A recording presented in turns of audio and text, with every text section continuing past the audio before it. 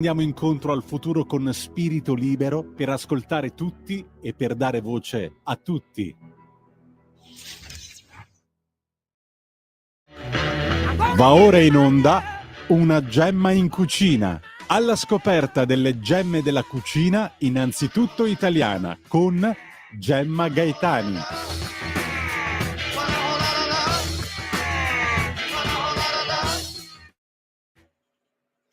Eccoci, buongiorno e bentrovati ai radioascoltatori che ci stanno ascoltando dalla radio e ai telespettatori che ci guardano dal canale 252 del digitale terrestre. Siamo di nuovo qui con una nuova puntata di Una gemma in cucina, con l'ultima puntata di Una gemma in cucina di questa stagione, questa seconda stagione. Il nostro filo conduttore, è, sempre stato ed è come riscoprire l'orgoglio di essere cucinieri. Secondo me ci sono 3 regole, utili. La prima è conoscere, produrre e comprare gli ingredienti di una cucina, di volta in volta noi abbiamo esaminato questi ingredienti, alcuni di questi ingredienti, attraverso la gemma della settimana e attraverso il food art. Per quanto riguarda la gemma della settimana, di questa settimana, si tratta di una gemma un po' particolare. Allora, avete sicuramente sentito qualche cuoco parlare del proprio ingrediente segreto, oppure qualche, giornalista gastronomico intervistare un cuoco e chiedergli: "Ma qual è il tuo ingrediente segreto?" Ci sono anche titoli di libri che fanno riferimento all'ingrediente segreto della cucina. Allora, io vi voglio dire qual è il mio e sono sicura che molti di voi saranno d'accordo con me. L'ingrediente segreto per riscoprire l'orgoglio di essere cucinieri, anche per capire appunto una cucina in particolare, per farla propria, è l'entusiasmo. Se non ci fosse l'entusiasmo, il cibo sarebbe soltanto qualcosa che riempie il nostro stomaco. Un uovo sodo sarebbe equivalente a un uovo fritto, che sarebbe equivalente a un uovo alla coque, che sarebbe equivalente a un uovo barzotto. In realtà sono tutte preparazioni, una diversa dall'altra. È bellissimo scoprire perché lo sono, è bellissimo imparare come si fanno ed è sempre l'entusiasmo che ci, impone di continuare a provare, a riprovare finché non riusciamo, anche quando appunto non è così facile passare dalla teoria alla pratica. Quindi coltivate dentro di voi l'ingrediente segreto che è l'entusiasmo, perché se avete quello potete anche fare a meno di alcuni ingredienti canonici e potete creare delle bellissime ricette anche appunto se vi manca qualcosina. Ma se avete quell'ingrediente segreto vedrete che, in qualche modo la vostra ricetta sarà ammantata, diciamo, da una amorevolezza, da una magia che la farà venire buona anche se non è esattamente come quella di un cuoco o stellato. D'Art è un'altra rubrica che appartiene alla prima regola per riscoprire l'orgoglio di essere cucinieri. Food Art è la rubrica che ci ricorda che food non è solo l'hashtag del cibo ostentato su Instagram, ma anche nobile e storico oggetto di citazioni artistiche, dai quadri ai romanzi passando per le canzoni. Ascoltiamoci la sigla della rubrica. Food Art.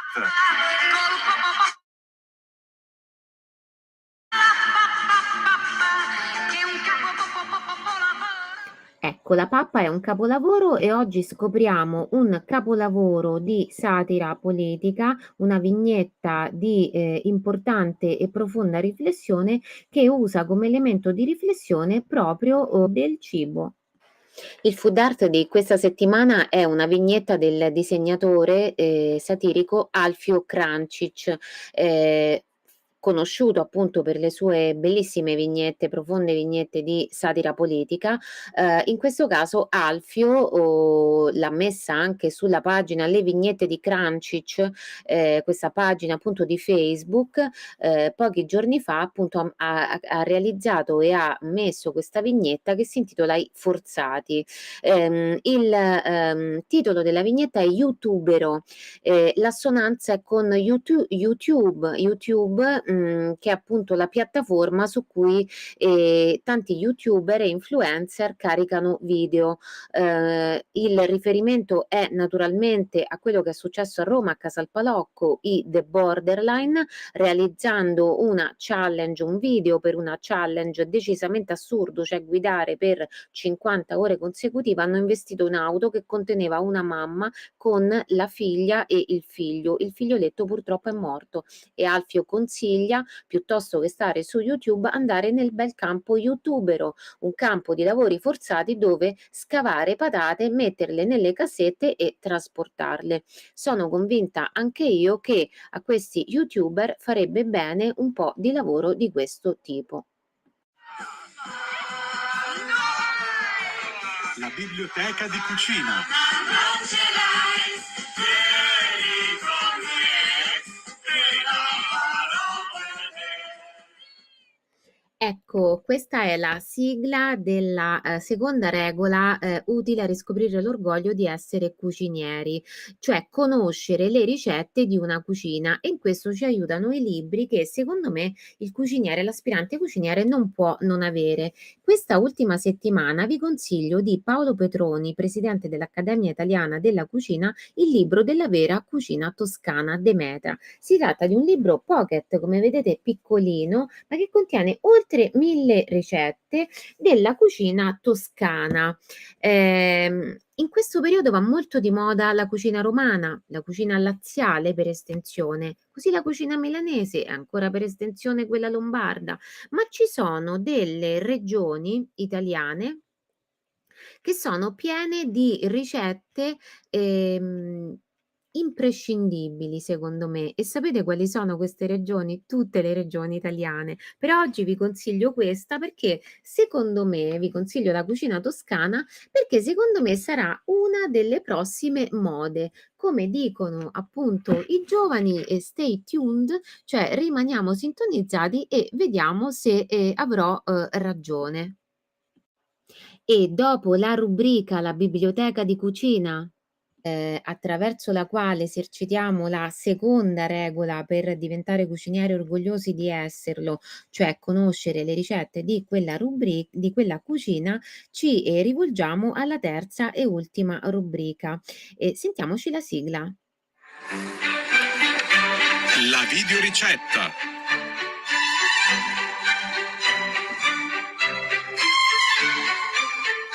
Diamocene fa. Ecco, questo era Papa Giovanni Paolo II che una volta parlò in romano in romanesco dicendo "Damos da fa", e io ho sempre tenuto dentro di me questo monito anche per quanto riguarda il, campo culinario, perché la terza regola per diventare cucinieri orgogliosi di esserlo è sicuramente cucinare. Non c'è, teoria senza esperienza, e quale esperienza migliore per imparare a cucinare di cucinare? Lo abbiamo fatto tante volte con la videoricetta della settimana, che certe volte però abbiamo sostituito con la video intervista, perché a parlare di come si prepara il cibo fossero persone che lo preparano di professione, non noi aspiranti cucinieri.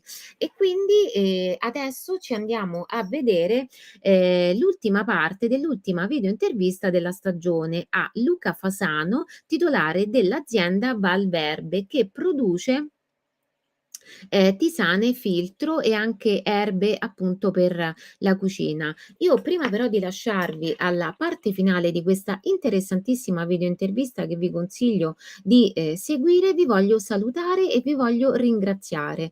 Voglio ringraziare, Radio Libertà, Giulio Cainarca, che mi ha voluta qui. Voglio ringraziare Giulio Cesare Carnelli e Federico Borsari che con tanta pazienza e carineria mi hanno supportato durante le dirette. Voglio ringraziare i produttori e gli chef, che, ho intervistato per voi, e poi voglio ringraziare voi che, mi avete seguito in questa seconda stagione. Spero di avervi intrattenuto, insomma in maniera interessante, di avervi proposto degli spunti di riflessione, interessanti, e mentre vi dico buona estate, vi ricordo di portare con voi l'ingrediente segreto, l'entusiasmo che non serve soltanto per cucinare noi, ma anche per apprezzare cose che hanno cucinato gli altri per noi, siano essi cuochi di professione oppure no, ma in generale serve appunto, così nella vita di tutti i giorni. Io vi ringrazio, vi abbraccio forte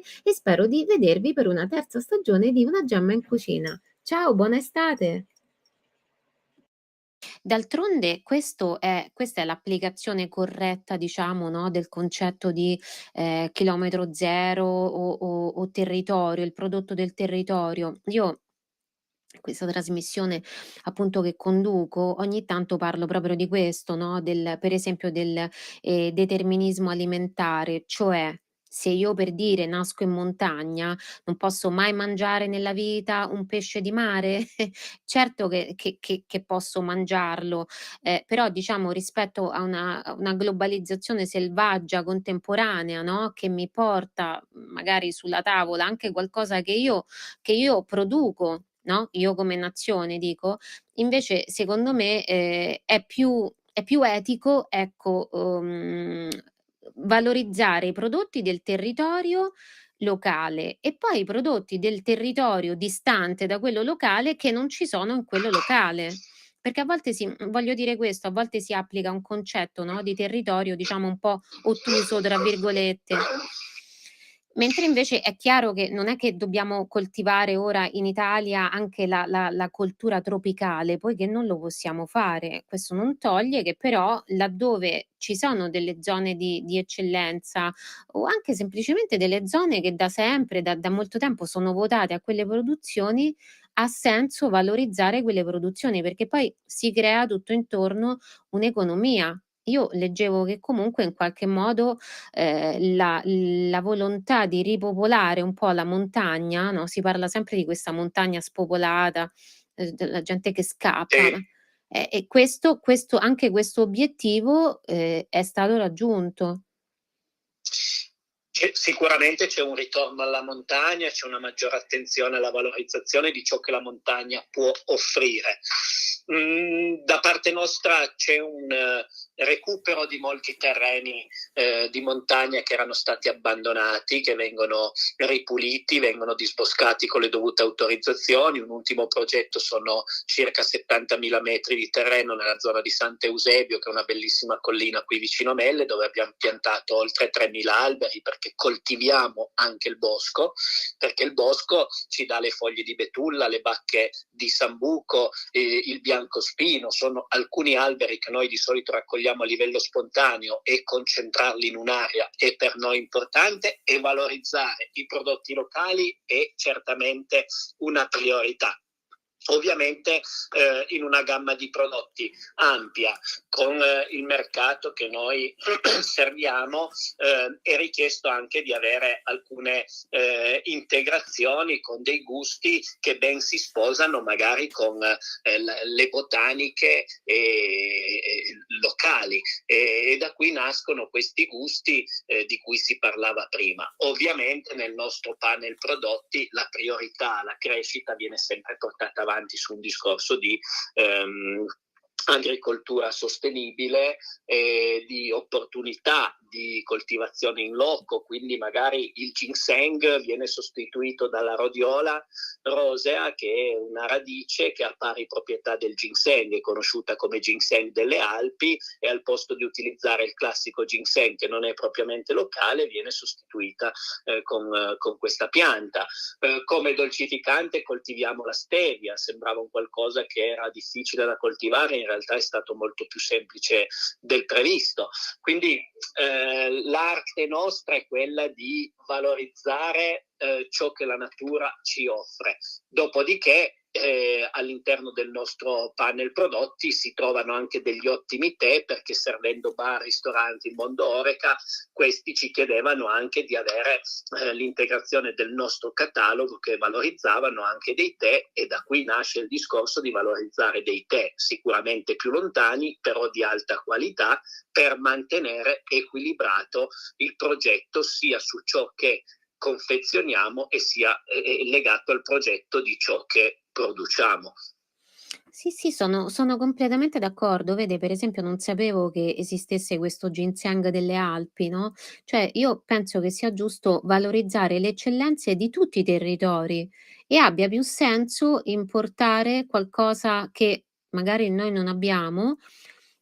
Penso a certi tè cinesi, no, che sono impossibili da replicare, cioè, non abbiamo proprio noi la sono molto diversi i tè cinesi dai nostri e perché devo per forz non devo per forza bere un tè italiano, posso godermi un tè cinese per Ma esempio. anche perché un tè italiano è difficile berlo e spero ce ne siano sempre meno. C'è qualche sperimentazione di coltivazione di tè sul lago di Garda, però voglio dire anche la biodiversità è legata al clima e alle caratteristiche di ciascun paese e non possiamo importare tutto dall'estero e riprodurlo qui, perché comunque le piante sono influenzate dal terreno, dal clima, ma anche il classico esempio della menta piperita, di zona famosa è Pancaglieri, ma perché la menta piperita che viene su quelle tipologie di terreni che poi si estendono anche alle nostre vallate, quindi quella che coltiviamo anche noi, la stessa menta piperita, quindi la stessa talea coltivata in Puglia o in Marocco assume una forma, un aroma, una qualità totalmente diversa e quindi è giusto che se ci sono dei territori specializzati nella produzione di un qualcosa per tipicità agricola, concentrazioni di sali, pH, terreno e quant'altro vengano valorizzati e gestiti dal paese che è in grado di produrli. Il concetto comunque fondamentale è che la produzione nostra è legata a una territorialità, a una valorizzazione di terreni di montagna e a un processo di filiera che vuole valorizzare tutto questo. Il resto è un semplice contorno che chiude il cerchio, il nostro catalogo produttivo per avere una serie di prodotti che accontentino il più possibile tutti i nostri clienti. Cioè la vostra specializzazione diciamo è l'erba di montagna, poi, giustamente cioè, si offre anche altro diciamo, però la vostra specializzazione è questa qui. Tra l'altro le volevo chiedere, diciamo questa produzione, cioè vi capita vedo che voi avete anche il giardino dei profumi, cioè voi non volete soltanto produrre erbe di montagna di altissima qualità, no, ma anche spiegare che cosa significa, erba o fiore di montagna, che significa coltivarli, che significa per queste piante appunto, essere seminate, crescere, cioè chi vuole può venire anche a visitare questo giardino. Mi ha colpito Esatto, sì, il giardino nasce all'interno del nostro areale produttivo qui a Melle, si chiama Giardino dei Profumi. Questo è un vero e proprio catalogo a cielo aperto in cui facciamo camminare i nostri clienti al posto di sfogliare un catalogo. Quindi quando vieni da noi ti iscrivi a una visita in giardino, anziché sfogliare un catalogo cartaceo con la foto dei prodotti, che è una cosa molto impersonale, tu hai la possibilità di camminare nel nostro catalogo vedendo tutte le erbe, sono oltre 200 piante diverse, che poi vengono utilizzate nelle nostre tisane.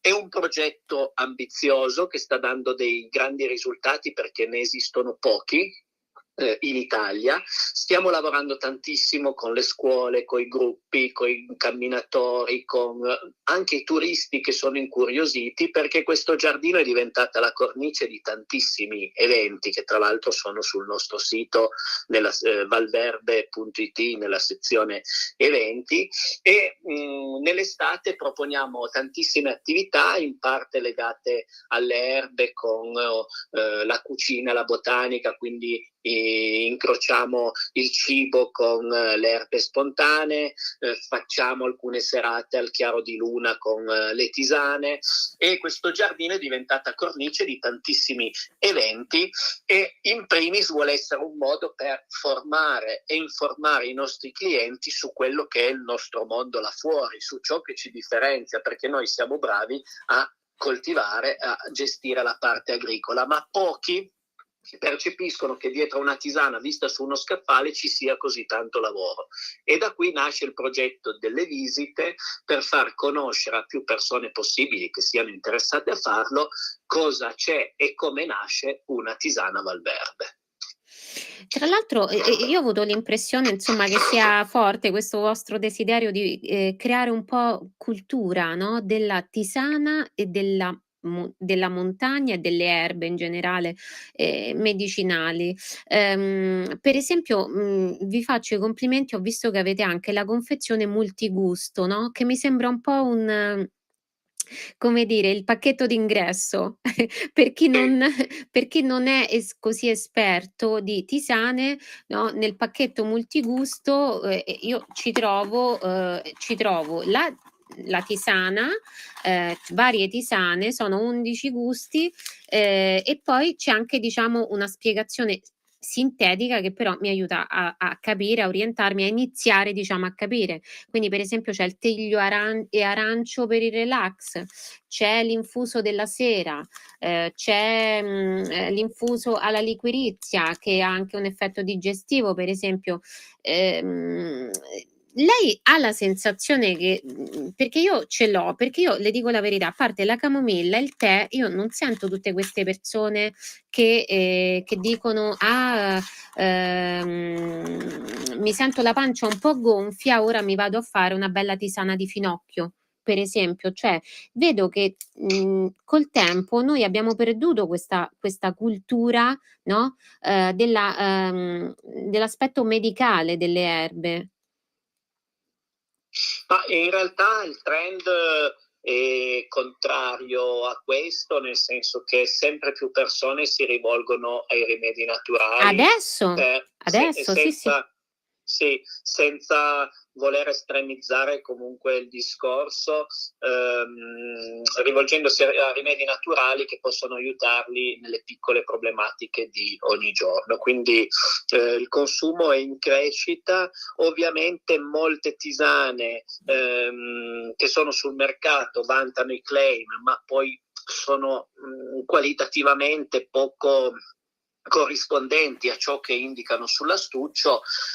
Ci sono poche realtà serie, tra queste, senza lodare il nostro marchio, però so come lavoriamo, voglio dire, c'è Valverde e se avrà modo di condividere le impressioni sul prodotto, probabilmente ci sarà anche un discreto pubblico di persone che condividono su questo, e noi siamo conosciuti per offrire un prodotto funzionale, quindi La interrompo per chiedere. funzionali in grande crescita.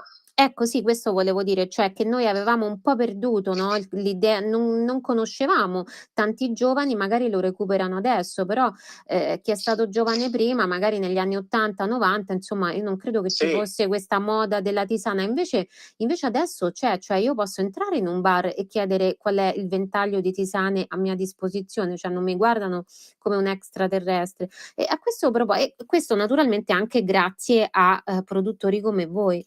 Volevo chiederle questo, per quanto riguarda la qualità, mi ha colpito e vorrei che ci spiegasse la questione del dosaggio nei filtri. Questo è un altro aspetto che sembra, anzi, diciamo un po' come la questione del filo prima, no, però il filo bene o male uno lo vede, ma magari non ci fa caso. Invece che ci sia un dosaggio possibile all'interno della bustina e le dimensioni anche, no, per esempio appunto delle erbe essiccate, questa è una cosa che le persone proprio non sanno, secondo me. Ce ne parla?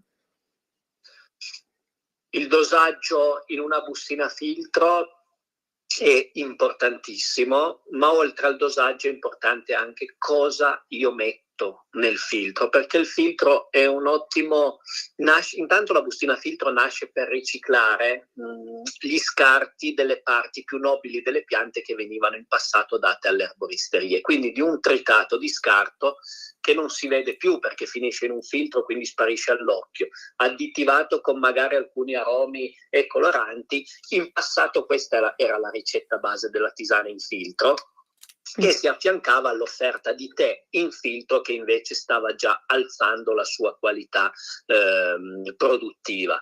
Nel nostro caso noi da sempre abbiamo sempre messo all'interno delle bustine filtro la parte più nobile della pianta, quindi la foglia depurata del gambo, la radice lavata, ripulita, tritata finemente, i fiori, laddove indichiamo i fiori, le bacche con alto dosaggio anche di frutta, perché ci sono tisane al mirtillo che hanno il 7% di mirtillo bacche, le nostre hanno fino al 50% di bacche, 50% foglie, quindi concentrazioni molto importanti. Il limone zenzero, ad esempio, col limone al 65% e lo zenzero al 35%, quindi una ricetta molto corta e funzionale, e da qui già c'è questa percezione di qualità sia sulla quantità di singoli ingredienti utilizzati, sia sulla qualità della parte utilizzata, quindi non un tritato di un prodotto semilavorato simil scarto, ma solo la parte più nobile della pianta, e questo fa sì, uno,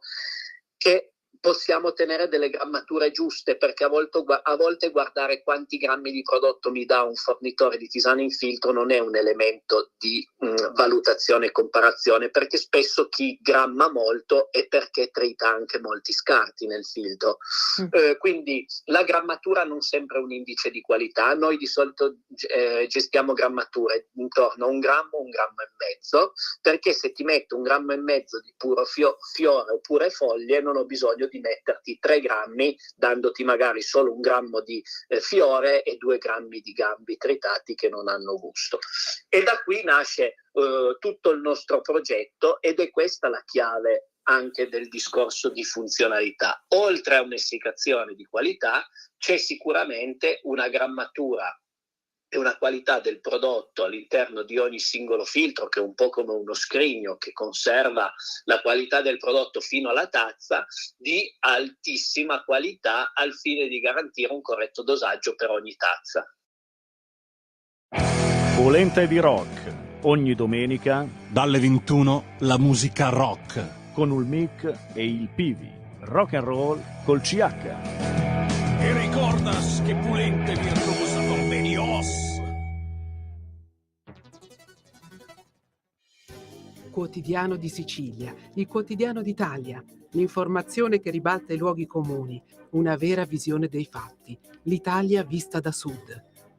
Ogni siciliano che vive in Italia e nel mondo è una risorsa, è protagonista della crescita della nostra nazione. Dai forza alla crescita della nostra isola, abbonandoti al QDS digitale più archivio a soli 99 euro annui. Quotidiano di Sicilia, il quotidiano d'Italia, una scelta di valore.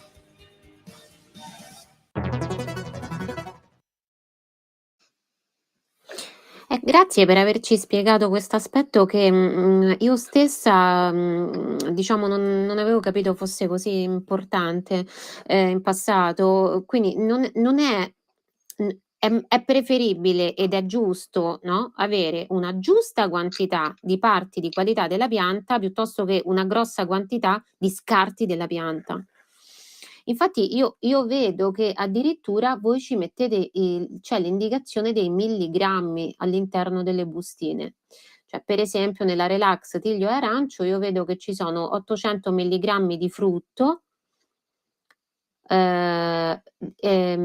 arancio dolce, 400 milligrammi di foglie di arancio dolce, di tiglio, fiori e brattee 400 milligrammi e di biancospino le sommità fiorite 400 milligrammi. Quindi mi trovo effettivamente di fronte ad una tisana concepita proprio come bevanda medicale, perché di solito le grammature sono, anzi le milligrammature in questo caso sono della bustina del medicinale, no? Sinceramente è la prima volta che le vedo indicate all'interno di una confezione di bustine di tisana, le devo dire la verità e fare i miei complimenti. Sì, apprezzo i complimenti. Per quanto riguarda il nostro progetto, noi ci atteniamo ai disciplinari legati alle normative vigenti, che prevedono che laddove ci sia un prodotto notificato al Ministero della Salute, quindi un prodotto su cui vengono fatte valere delle valenze salutistiche legate alle piante contenute nella miscelazione, quindi valenze salutistiche riconosciute non da noi come realizzatori della miscela, ma dal Ministero della Salute, quindi validate da un ente preposto, debbano essere indicate anche le dosi giornaliere raccomandate con i relativi milligrammi che sono proporzionali alla percentuale di ingredienti utilizzata nella miscela. Ecco perché alcuni prodotti notificati al Ministero con indicate specifiche valenze salutistiche, mi riferisco alle digestive, al sonno, alle depurative, alle detox, alle drenanti, cioè tutti quei prodotti il cui nome richiama una funzionalità, devono essere accompagnati da questa sorta di tabella che indica i tenori medi assunti per dose giornaliera raccomandata. Ma questa indicazione io la trovo anche sulla tisana di agricoltura convenzionale? Sì, questa è un'indicazione che deve essere riportata da tutte le aziende che producono in generale tisane e che vogliono dare al prodotto una funzionalità. Perché sì, magari c'è la percentuale, però insomma non so, io ho trovato veramente esplicativa la vostra, addirittura l'indicazione dei milligrammi, la trovo diciamo un'etichettatura, ecco, che veramente aiuta a capire. E un'altra cosa le voglio chiedere, le va di spiegarci innanzitutto le differenze fra tisana, infusione, decotto? Sì, tendenzialmente nel mondo infusionale può essere fatta una differenza tra tisana e infuso. Sostanzialmente una tisana il concetto di tisana è esplicativo di un qualcosa che non lo so, viene gestito con più piante. E quindi una tisana è un mix di erbe diverse. Mettiamolo in questo modo: tisane infusi possono essere accorpati e considerati in modo similare. La vera differenza è tra tisane, infusi e decotti, in quanto la decozione prevede una sorta di bollitura, quindi il prodotto viene messo nel pentolino con acqua fredda e viene poi portato a ebollizione, e di solito si utilizza per piante che contengono semi, che contengono parti più dure, che richiedono un certo tempo anche di infusione. Poi possiamo ancora specificare meglio una differenza tra tisana e infuso, dove in un caso abbiamo una miscela di più piante e nell'altro caso invece ci riferiamo a un discorso di monopianta, quindi un prodotto con una pianta singola, come può essere un infuso di malva, un infuso di menta, e quindi un prodotto monopianta. Sì, perché magari diciamolo che ci possono essere, allora, considerato che noi beviamo queste erbe, le facciamo appunto infondere, cioè facciamo quest'infuso perché l'acqua, giusto, accolga le loro proprietà medicali, no? Allora ci sono appunto per le erbe ci sta, ogni erba è un rimedio di base e poi ci sono i rimedi coadiuvanti, cioè che vanno, diciamo, si creano anche dei mix per questo motivo. Ci può essere o l'erba appunto infusa in purezza, oppure il mix di sostanze funzionali e sostanze che coadiuvano quelle sostanze lì, esattamente come avviene nella medicina di sintesi, nella medicina normale, no? Il principio è questo. Scusi, è saltata un attimo la voce, mi è mancato l'ultimo pezzo. No, spiegavo la questione che lei parlava dei mix, no, spiegavo che, la proposizione in forma assoluta, cioè una sola erba, oppure in forma, mixata con altre erbe, deriva dal fatto che poiché noi assumiamo queste erbe come rimedio medicale, appunto ci sono alcune erbe che sono un rimedio di base e poi ci sono e hanno valenza anche da sole, ma ci sono anche delle erbe che sono coadiuvanti il rimedio di base e quindi magari non le troveremo da sole, ma le troveremo sempre associate ad un'altra erba principale, un po' come avviene, no, anche nella farmacopea, di sintesi.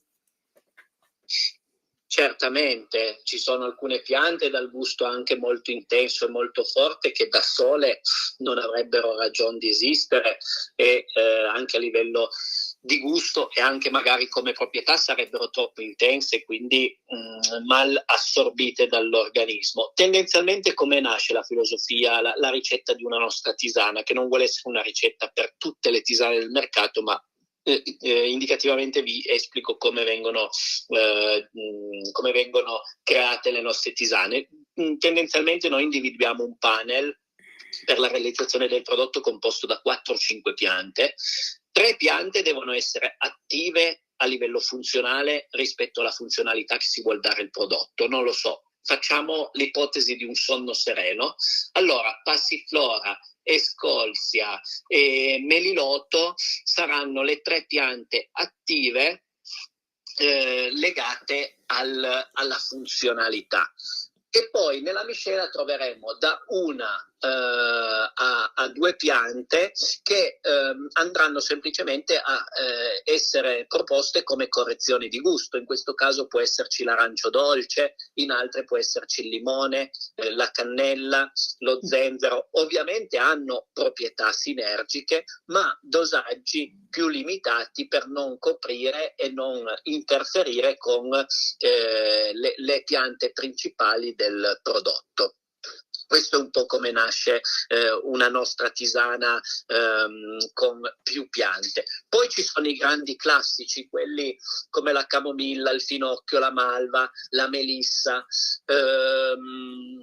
la verbena che adesso sta tornando di moda. Queste molto spesso vengono proposte perché sono tisane della nostra tradizione e spesso i gusti semplici sono poi quelli che non tramontano mai, vengono proposte anche come monopianta, come infusi. Senta, le voglio chiedere, queste ultime 2 cose. Allora, innanzitutto prima ci ha detto che il decotto è praticamente una specie di lessatura, cioè io metto a lessare, a freddo, anche per esempio parti che non posso trovare magari nelle tisane, per esempio le radici, no, si possono fare anche i decotti con, l'orzo per esempio fatto con l'orzo macinato e l'acqua messa appunto sul fuoco finché non arriva a bollore, eccetera, è un decotto. Ma, invece per quanto riguarda, la tisana, io, porto a bollore l'acqua, spengo e dopo giusto? E dopo inserisco la bustina. Cioè quello che le sto Sì. chiedendo è se ci spiega come fare una perfetta tisana e un perfetto decotto. Per esempio mi viene in mente, è vero che l'acqua minerale si può considerare migliore di quella del rubinetto o è, così una leggenda? Sì, tendenzialmente preferibile. Beh, l'acqua è importantissima in un infuso perché il 99% del prodotto è acqua a cui poi noi additiviamo tramite l'infusione i principi attivi delle erbe contenute nel nostro filtro. Quindi l'acqua è fondamentale. Un'acqua non clorata, non troppo pesante, un'acqua minerale di montagna, magari prelevati in bottiglie di vetro o un'acqua comunque di acquedotto ma buona, perché ci sono zone in cui l'acquedotto offre dell'acqua migliore, altre in cui offre un'acqua con caratteristiche magari peggiori. Certamente fa la differenza con l'infuso, quindi da sempre è preferibile un'acqua microbiologicamente pura costituita da un'acqua di acquedotto magari poco clorata, meglio se non clorata, o un'acqua purificata con questi filtri che si utilizzano per purificare l'acqua, o l'acqua che offrono molti comuni nelle campane dell'acqua, dalle quali a poco prezzo ci si può attingere secondo le proprie necessità l'acqua di cui si ha bisogno. Io non spingo mai l'utilizzo dell'acqua in bottiglia, in plastica, perché ovviamente ha tutti i retroscena che conosciamo, ha un monte ore di trasporto, ha un impatto ambientale molto alto e poi spesso anche dei controsensi dove acqua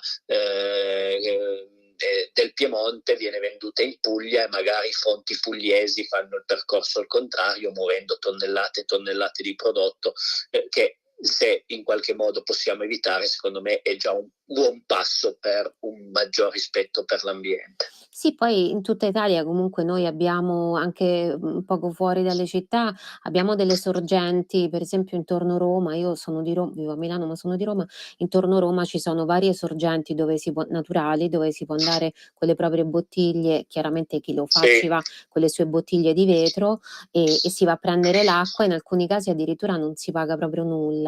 Quindi diciamo che Certo. l'acqua è qualcosa che ancora, ringraziando il cielo, abbiamo l'acqua di qualità, possiamo averla a disposizione gratuitamente, non c'è bisogno di far arrivare, diciamo, l'acqua in plastica dalle Figi, come insomma, è un atteggiamento sicuramente ecologico questo qui. E senta, le voglio chiedere questa cosa: la portiamo a bollore, giusto? Deve bollire Sì. e poi spegniamo, mettiamo la Sì. bustina. Questa è una curiosità proprio che ho io, ma magari è d'aiuto a tutti. È meglio mettere un coperchio come quando facciamo il tè, no, però il tè lo facciamo nella teiera, quindi lì il coperchio già c'è. Invece adesso ho visto che ci sono tazze con il coperchio e tazze senza. E mi sono domandata: ma, verrà meglio la tisana se in coperchio, diciamo, durante l'infusione o è uguale? Di base è consigliabile coprire con un coperchio per evitare la perdita dei principi volatili che possono essere oli essenziali o comunque una parte dell'aroma, del profumo che con il calore nell'evaporazione magari tende a disperdersi. E quindi è ovvio che una copertura durante la fase di infusione è sempre una cosa buona e giusta. Okay, vede, pensavo che fosse quasi mi vergognavo a chiederglielo, che pensavo che fosse una domanda sciocca, invece si è rivelata una domanda utile. E un'altra cosa, voglio approfittare di lei, poi la saluto. Ci dice grosso modo le funzionalità, cioè, sono nervoso, oppure ho troppo sonno, oppure non riesco a digerire, perché ho mangiato una cosa troppo acida, oppure non cioè le funzionalità più o meno grosso modo naturalmente. Quali sono le erbe, diciamo, di base che dobbiamo conoscere e che ci possono essere utili?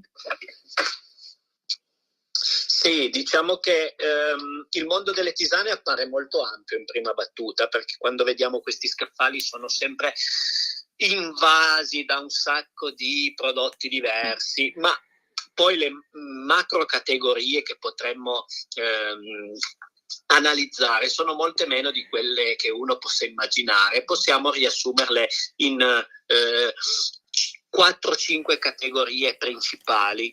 Ora, io non voglio addentrarmi in consigli medici a livello di funzionalità, uno perché questi devono essere supportati ovviamente da una autorizzazione, un'approvazione, come facciamo sulle nostre scatole, ma posso tendenzialmente dare alcune indicazioni che riguardano anche la tradizione e la cultura sull'uso delle piante. Partendo dal discorso categorie, macrocategorie, di solito noi individuiamo queste selezioni. Una prima categoria con tutti i prodotti alla frutta, all'interno dei quali rientrano solitamente tisane remineralizzanti adatte per il mattino, la colazione, i break, a cui non vengono quasi mai assimilate proprietà particolari. Quindi tisane più per il gusto possono essere la nostra fragolina di bosco, il mirtillo e lampone, l'infuso del mattino. Poi entriamo in quelle che vogliono essere le categorie un pochettino più funzionali, e in questo caso abbiamo solitamente una categoria di prodotti digestivi, una categoria di prodotti rilassanti, idrenanti e sgonfianti, e poi un qualcosa più legato al benessere in generale. Come digestivi potrei farvi una carrellata di prodotti, non finiamo più col discorso, ma la mia preferita sicuramente è il mix che dai tempi dei nostri nonni allieta ogni fine pasto ed era anche conosciuta in caramella, le vecchie salvie e limone che si mangiano ancora oggi. In questo caso messe in tisana come mispolveri di erbe, sono molto digestive, quindi salvia, limone e rosmarino è uno dei prodotti più digestivi in assoluto, e ricordiamoci sempre che molto spesso le ricette semplici sono quelle che funzionano meglio. Come infuso serale, escludendo la camomilla, che ormai è conosciuta dai più e a qualcuno magari non fa neanche dormire, perché io ne incontro tanti che mi dicono per la sera sì, basta che non ci sia la camomilla, spesso perché questa camomilla che poi non lascia dormire è legata al fatto che viene lasciata troppo in infusione. La camomilla va scottata in acqua, quindi un paio di minuti, e poi deve essere estratta perché altrimenti può avere un effetto opposto. Ma per uscire dai classici possiamo citare un infuso della sera con la lavanda, la melissa e il basilico. Sono 3 piante molto semplici, è un nostro prodotto più venduto, con una funzionalità rilassante sicuramente importante.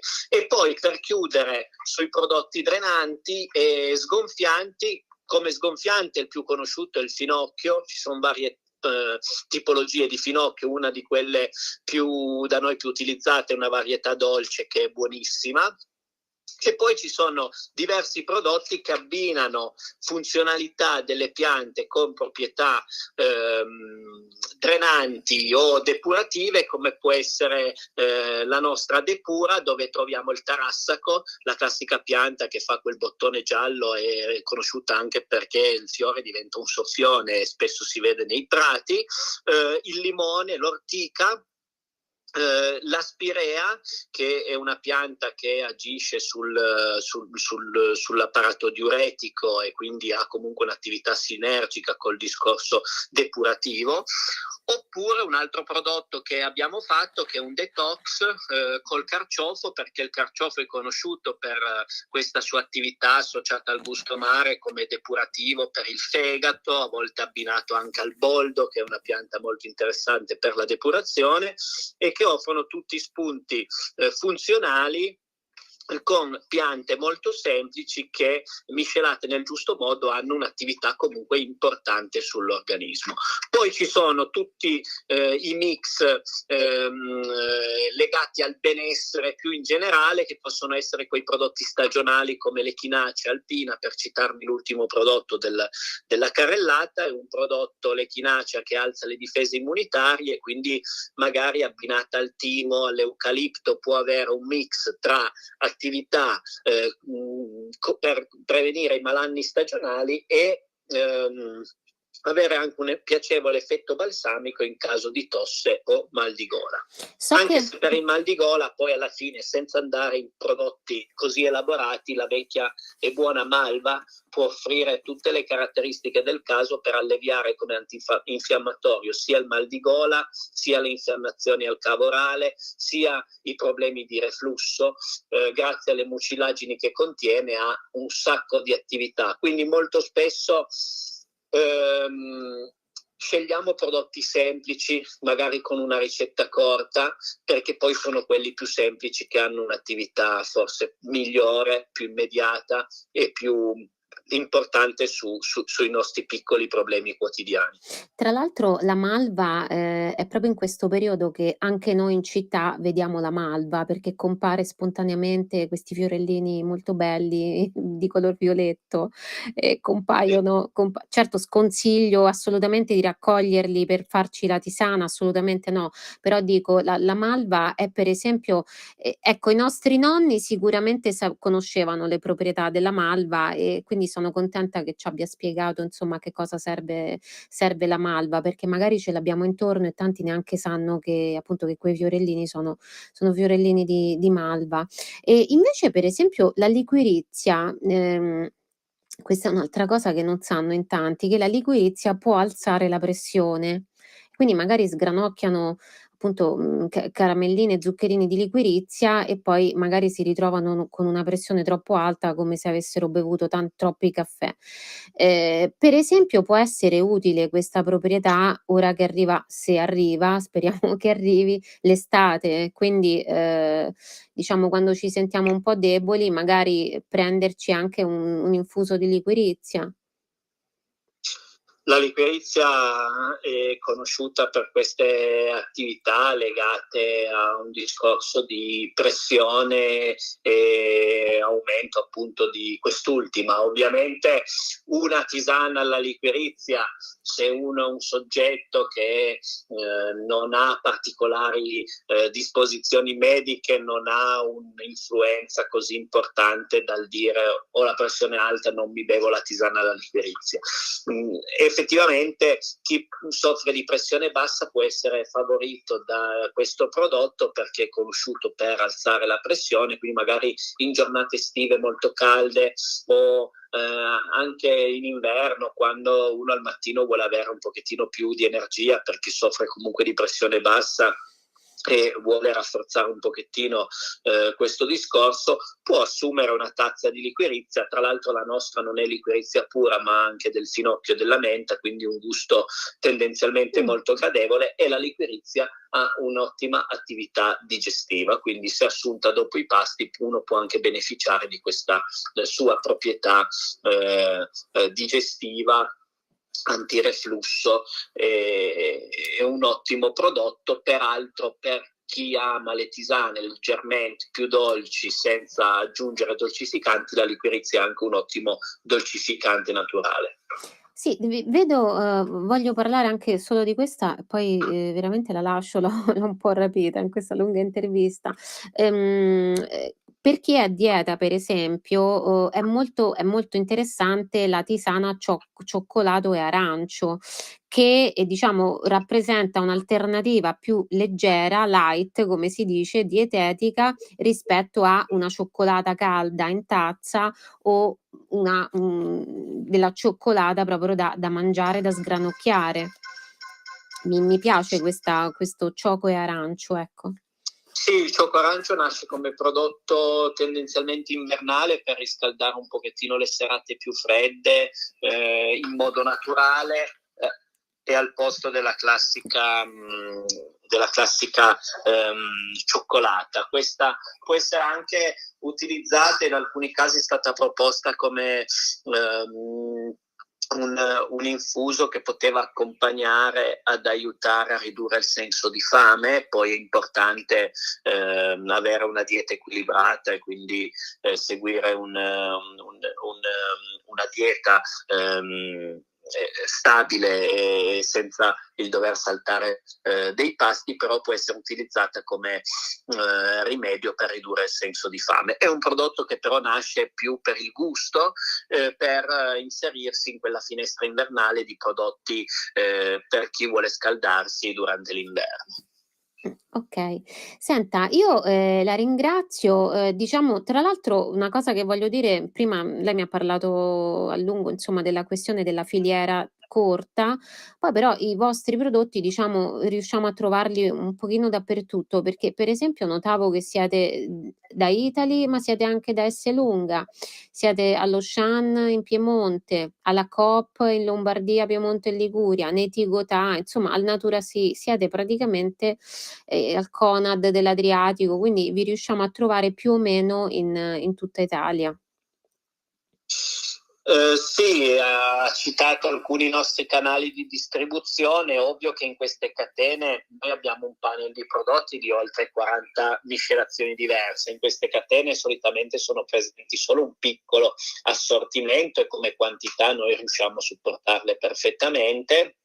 In alcuni di questi canali come il Tigotà non usciamo con un nostro marchio, ma usciamo col marchio Linfa Botanicals, quindi una private label, e i nostri canali preferenziali vedono un mix tra catene più grosse, strutturate come alcune insegne che ha citato, ma anche tantissimi negozi della signora Maria sotto casa, quindi panetterie, gastronomie, negozi di prodotti tipici, proprio perché questa questa piccola vendita quotidiana fatta tramite le persone lascia anche quel messaggio in più al cliente finale, spiegandogli magari la filosofia dell'azienda, ed è questo il nostro target di clienti che stiamo inseguendo e affiancando, quindi sia una parte con dei progetti di grande distribuzione che magari legano il prodotto al territorio, come il Mercatò col progetto Da Noi a Voi, o il prodotto di paniere che fa Coop in Piemonte, Liguria e Val d'Aosta, o alcune progettualità che abbiamo portato avanti con i clienti Esselunga, sia con il marchio Esselunga sia con le nostre referenze, perché reciprocamente abbiamo sposato un idem sentire sulle modalità operative. Loro hanno anche capito che tipologia di azienda eravamo. Mediamente il nostro prodotto si divide in parti uguali sui vari canali di distribuzione e cerchiamo sempre di mantenere un equilibrio all'interno del nostro, tra i nostri canali di vendita. Beh, questo mi sembra anche questo mi sembra virtuoso, proprio per arrivare, diciamo, a più persone possibile. Senta Luca, io la ringrazio e vi faccio i miei complimenti e grazie ancora per, insomma, per averci spiegato e insegnato veramente molte cose anche sulle erbe, oltre che sulle vostre tisane. Grazie, Grazie a lei, a tutti, grazie. arrivederci. Buona Buonasera. giornata, buongiorno. Avete ascoltato Una gemma in cucina.